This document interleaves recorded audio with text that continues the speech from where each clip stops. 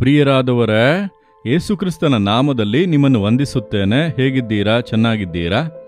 ಈ ವರ್ಷದಲ್ಲೇ ದೇವರು ನಿಮಗೆ ಅನೇಕ ಆಶೀರ್ವಾದಗಳನ್ನು ಇಟ್ಟಿದ್ದಾರೆ. ನೀವು ಅದನ್ನು ಸ್ವಂತರಿಸಿಕೊಳ್ಳಬೇಕೆಂದು ಕರ್ತನೆ ಬಯಸುತ್ತಾನೆ. ಅದಕ್ಕೆ ನಿತ್ಯ ನಿಮ್ಮೊಟ್ಟಿಗೆ ಮಾತನಾಡುತ್ತಾ ಇದ್ದಾರೆ. ಇಂದು ಪ್ರಾರ್ಥನೆ ಮಾಡಿದಿರಾ? ವಾಗ್ದಾನವನ್ನು ಹೇಳಿ ಪ್ರಾರ್ಥನೆ ಮಾಡಿದಿರಾ? ನಂಬಿಕೆಯಿಂದ ನೀವು ಪ್ರಾರ್ಥನೆ ಮಾಡಿದಿರಾ? ನೀವು ಕೇಳಿದರೆ ತಾನೇ ಹೊಂದಿಕೊಳ್ಳಬಹುದು. ದೇವರೇ, ನೀವು ವಾಗ್ದಾನ ಮಾಡಿದ್ದೀರಿ, ಆ ವಾಗ್ದಾನದ ಪ್ರಕಾರ ನನ್ನನ್ನು ಆಶೀರ್ವದಿಸಿರಿ. ನೀವು ಬಂದು ಆಶೀರ್ವದಿಸಿರಿ. ಮನೆಯೊಳಗೆ ಬನ್ನಿ, ಆಫೀಸೊಳಗೆ ಬನ್ನಿ, ನಮ್ಮ ಚರ್ಚ್ನೊಳಗೆ ಬನ್ನಿ, ನಾನಿರುವಂತಹ ಸ್ಥಳದಲ್ಲಿ ಬಂದು ನೀವು ಆಶೀರ್ವದಿಸಿರಿ. ನೀವು ಮೊರೆ ಇಡಬೇಕಲ್ಲ, ನೀವು ಕೇಳಬೇಕಲ್ಲ. ಕೇಳಿದರೆ ತಾನೇ ಹೊಂದಿಕೊಳ್ಳಲು ಸಾಧ್ಯ. ಏನೂ ಮಾಡುವುದಿಲ್ಲ, ಸುಮ್ಮನೆ ಹೋಗುವಂತ ಮಾರ್ಗದಲ್ಲಿ ವಾಕ್ಯ ಜೀಸಸ್ ಅನ್ನು ನೋಡಿ ಆಶೀರ್ವಾದ ಸಿಕ್ಕಿತೆಂಬುದಾಗಿ ಹೋದರೆ ಸಿಗುವುದಿಲ್ಲ. ನೀವು ದೇವರ ಸಮ್ಮುಖದಲ್ಲಿ ಕೂರಬೇಕು, ವಾಕ್ಯಗಳನ್ನು ಧ್ಯಾನಿಸಬೇಕು, ದೇವರೊಂದಿಗೆ ಮಾತನಾಡಬೇಕು, ಆತನು ಹೇಳುವುದನ್ನು ಗಮನಿಸಬೇಕು. ಆ ರೀತಿಯಾಗಿದ್ದರೆ ಮಾತ್ರ ದೇವರು ವಾಗ್ದಾನ ಮಾಡಿದಂತೆ ಆಶೀರ್ವದಿಸುತ್ತಾರೆ. ಸರಿನಾ?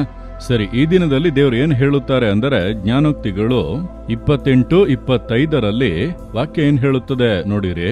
ಕರ್ತನ ವಾಗ್ದಾನ ನೋಡಿರಿ. ಯೆಹೋವನಲ್ಲಿ ಭರವಸವಿಡುವವನು ಪುಷ್ಟನಾಗುವನು. ನೀವು ಕರ್ತನ ಮೇಲೆ ಭರವಸೆ ಇಟ್ಟಿದ್ದೀರಾ? ಭರವಸೆವಿಟ್ಟು ತಾನೇ ದಿನ ಈ ವಾಕ್ಯ ಜೀಸಸ್ ನೋಡುತ್ತೇನೆ, ವಾಕ್ಯಗಳನ್ನು ಕೇಳುತ್ತೇನೆ ಎಂದು ಹೇಳುತ್ತೀರಾ? ಹಾಗಾದ್ರೆ ನೀವು ಪುಷ್ಟರಾಗುವಿರಿ. ನೀವು ಪುಷ್ಟರಾಗುವಿರಿ ಎಂದು ದೇವರು ಹೇಳುತ್ತಾರೆ. ಅಂದ್ರೆ ನೀವು ಪುಷ್ಟರಾಗಿರುವುದನ್ನು ದೇವರು ಬಯಸುತ್ತಾರೆ. ಕೆಲವರು ಹೇಳುತ್ತಾರಲ್ಲ, ಅವರು ಹೇಗಿದ್ದಾರೆ? ಅವರಿಗೇನು ಬಹಳ ಪುಷ್ಟರಾಗಿದ್ದಾರೆ, ಅವರಿಗೇನು ಕೊರತೆ, ಎಲ್ಲ ಸಮೃದ್ಧಿಯೂ ಇದೆ, ಬಹಳ ಪುಷ್ಟರಾಗಿದ್ದಾರೆ ಅನ್ನುತ್ತಾರಲ್ಲ. ನಿಮ್ಮ ಕುರಿತು ಯಾರಾದರೂ ಹೇಳುತ್ತಾರಾ? ಇವರಿಗೇನು, ಇವರಿಗೆ ಯಾವ ಆಶೀರ್ವಾದವೂ ಇಲ್ಲ, ಶಪಿಸಲ್ಪಟ್ಟವರಂತೆ ಇದ್ದಾರೆ, ಆ ರೀತಿ ಹೇಳುವಂತೆ ಇದ್ದೀರಾ? ದೇವರು ನಿಮ್ಮನ್ನು ಆ ರೀತಿಯಾಗಿಡಲು ಬಯಸುವುದಿಲ್ಲ. ಇತರರು ನಿಮ್ಮನ್ನು ನೋಡುವಾಗ ಸಂತೋಷವಾಗಿದ್ದಾರೆ, ಪುಷ್ಟರಾಗಿದ್ದಾರೆ, ಸಮೃದ್ಧಿಯಾಗಿದ್ದಾರೆ ಎಂದು ಇತರರು ನಿಮ್ಮ ಬಗ್ಗೆ ಹೇಳಬೇಕು. ದೇವರು ಅದನ್ನೇ ಬಯಸುತ್ತಾರೆ. ಅವರೇನು ಪ್ರಾರ್ಥನೆ ಅನ್ನುತ್ತಾರೆ, ಯೇಸು ಅನ್ನುತ್ತಾರೆ, ಆದ್ರೆ ಕಷ್ಟಪಡುತ್ತಿದ್ದಾರೆ. ಬರೀ ಸಾಲ ಸಮಸ್ಯೆಯೇ, ಬರೀ ಬಡತನವೇ, ಮನೆಯಲ್ಲಿ ಯಾವಾಗಲೂ ಬರೀ ಕಷ್ಟ. ಆ ರೀತಿಯಾಗಿ ಇದ್ದೀರಾ? ನೀವು ಆ ರೀತಿ ಇರುವುದು ದೇವರಿಗೆ ಇಷ್ಟವಲ್ಲ. ಗುಡಿಸಲು ಮನೆಯಾಗಿದ್ದರು, ಒಂದು ಚಿಕ್ಕ ಮನೆಯಾಗಿದ್ದರು, ಅಲ್ಲಿ ದೇವರು ನಮ್ಮನ್ನು ಚೆನ್ನಾಗಿ ಇಟ್ಟಿದ್ದಾರೆ. ನಮಗೆ ಒಳ್ಳೆ ಆಹಾರ, ಆರೋಗ್ಯ, ಬಟ್ಟೆ, ಯಾವ ಸಮಸ್ಯೆಯೂ ಇಲ್ಲದಂತೆ ಇಟ್ಟಿದ್ದಾರೆ ಎಂಬುದಾಗಿ ಹೇಳಬೇಕು. ಅದುವೇ ದೇವರು ಕೊಡುವ ಆಶೀರ್ವಾದ. ಕೆಲವರು ಮಾತ್ರ ಹಾಗೆ ಇರುತ್ತಾರೆ. ಕೆಲವರನ್ನು ಹೇಗಿದ್ದೀರಾ ಎಂದು ಕೇಳಿದರೆ, ಏನೋ ಇದ್ದೇವೆ ಬ್ರದರ್ ಎಂದು ಹೇಳುತ್ತಾರೆ, ಪರವಾಗಿಲ್ಲ ಬ್ರದರ್ ಎಂದು ಹೇಳುತ್ತಾರೆ. ಕೆಲವರನ್ನು ಕೇಳಿದರೆ ಮಾತ್ರ ನಾವು ಚೆನ್ನಾಗಿದ್ದೇವೆ, ದೇವರು ನಮ್ಮನ್ನು ಚೆನ್ನಾಗಿ ಇಟ್ಟಿದ್ದಾರೆ, ನಮಗೆ ಯಾವುದೇ ಕೊರತೆ ಇಲ್ಲ ಎಂದು ಹೇಳುವಂತ ಕೆಲವರನ್ನು ನಾನು ನೋಡಿದ್ದೇನೆ. ಅವರು ಹೇಳುವಾಗಲೇ ಒಂದು ಸಂತೋಷ, ಅದನ್ನು ನೋಡುವಾಗ ದೇವರಿಗೂ ಕೂಡ ಸಂತೋಷ ಅಲ್ಲವಾ? ಅದಕ್ಕೆಂದು ಅವರು ದೊಡ್ಡ ಅರಮನೆಯನ್ನು ಕಟ್ಟಿ ಬಾಳುತ್ತಾ ಇಲ್ಲ, ದೊಡ್ಡ ವಿಮಾನವನ್ನು ಖರೀದಿಸಿಲ್ಲ, ಇರುವಂತ ಕೆಲಸವನ್ನೇ ಮಾಡುತ್ತಾ ಇದ್ದಾರೆ. ಆದರೆ ದೇವರು ಚೆನ್ನಾಗಿ ಇಟ್ಟಿದ್ದಾರೆ, ಸಂತುಷ್ಟಿಯಿಂದ ಇಟ್ಟಿದ್ದಾರೆ. ಯಾವುದೇ ಸಾಲ ಸಮಸ್ಯೆ ಇಲ್ಲ, ಹಣದ ಸಮಸ್ಯೆ ಇಲ್ಲ. ಎಲ್ಲವನ್ನು ದೇವರು ಆಯಾ ತಿಂಗಳಿಗೆ ತಕ್ಕಂತೆ ಕೊಡುತ್ತಾರೆ, ಕೊರತೆ ಇಲ್ಲದೆ ನಡೆಸುತ್ತಾ ಇದ್ದಾರೆ. ಅದುವೇ ಸಮೃದ್ಧಿಯಾದ ಆಶೀರ್ವಾದವಾದ ಜೀವಿತ. ನೀವೇ ನಿಮ್ಮನ್ನು ದೊಡ್ಡ ಸ್ಥಿತಿಗೆ ತರಬೇಕೆಂದು ಸಾಲ ಮಾಡಿ ಕೊನೆಗೆ ನೀವೇ ಸಾಲಗಾರರಾಗಿ ಕೊನೆಗೆ ಬೇಸರ ಮಾಡಿಕೊಂಡು ಕುಳಿತರೆ ಏನು ಪ್ರಯೋಜನ? ಕರ್ತನನ್ನು ನಂಬಬೇಕು. ಕರ್ತನ ಮೇಲೆ ಭರವಸೆ ಇಡುವವರೇ ಪುಷ್ಟರಾಗುವರು.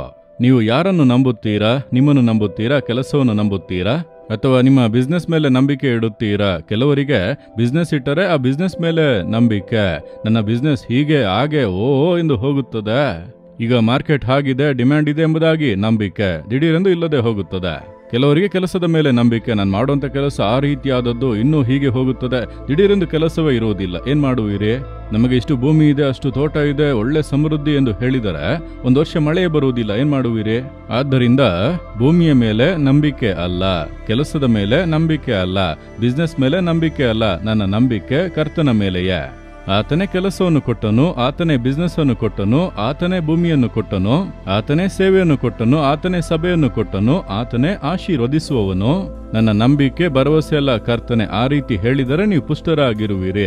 ನೀವು ನಿಮ್ಮನ್ನು, ನಿಮ್ಮ ಸಾಮರ್ಥ್ಯಗಳನ್ನು, ನಿಮ್ಮ ಪರಿಸ್ಥಿತಿಗಳನ್ನು ನಂಬಿಯೇ ಆಶೀರ್ವಾದಗಳನ್ನು ಕಳೆದುಕೊಳ್ಳುತ್ತಿದ್ದೀರಿ. ಹಾಗಾಗಿ ಇಂದಿನಿಂದ ಕರ್ತನ ಮೇಲೆ ನಂಬಿಕೆಯನ್ನಿಡಿರಿ. ಸರಿನಾ? ನೀವು ಕರ್ತನ ಮೇಲೆ ನಂಬಿಕೆಯನ್ನಿಟ್ಟು ಆತನನ್ನು ಆಶ್ರಯಿಸಿಕೊಂಡರೆ ಯಾವುದೇ ಕೊರತೆ ಇರುವುದಿಲ್ಲ. ಯಾವುದರ ಮೇಲೆ ನಂಬಿಕೆ ಇಟ್ಟಿದ್ದೀರಿ? ಸ್ವಲ್ಪ ಯೋಚಿಸಿ ನೋಡಿರಿ. ನಮಗೆ ತಿಳಿಯದೆ ನಮ್ಮ ನಂಬಿಕೆ ಮನುಷ್ಯರ ಮೇಲೆ ಹೋಗಿಬಿಡುತ್ತದೆ. ಅದುವೇ ದೊಡ್ಡ ಆಪತ್ತು.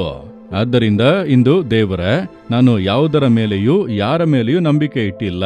ನೀವೇ ನನ್ನ ಏಕೈಕ ನಂಬಿಕೆ. ನನ್ನ ಜೀವಿತದಲ್ಲಿ ನೀವೇ ಎಲ್ಲವೂ. ಆ ರೀತಿಯಾಗಿ ಆಶ್ರಯಿಸಿಕೊಳ್ಳಿರಿ, ತಕ್ಷಣವೇ ಬದಲಾವಣೆಗಳನ್ನು ಕಾಣುವಿರಿ. ಹೇಳುವಿರಾ? ದೇವರನ್ನು ನೋಡಿರಿ, ಹೇಳಿರಿ ಈಗಲೇ. ನೀವು ಅನೇಕ ಕಾರ್ಯಗಳನ್ನು ನಂಬಿ ಏಮಾರಿಸಲ್ಪಟ್ಟಿರಿ.